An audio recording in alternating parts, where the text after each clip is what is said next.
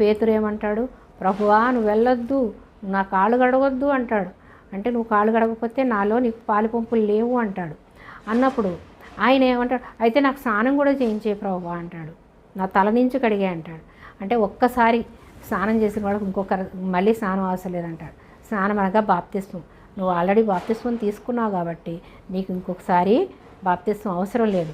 అనగా ఒక్కసారి బాప్తిస్మం తీసుకున్న వాళ్ళు పడిపోయినా దేవుడు లేవనెత్తుతాడు కాబట్టి మరొక్కసారి బాప్తిస్మం అవసరం లేదు. ఒక్కసారి బాప్తిస్మం పొందామంటే దేవుని ఆత్మ వాళ్ళకు వస్తుంది. కానీ అపవాది వాళ్ళని బంధించి కొన్నిసార్లు తప్పిపోతూ ఉంటారు, పడిపోతూ ఉంటారు, లోకంలో పడిపోతారు.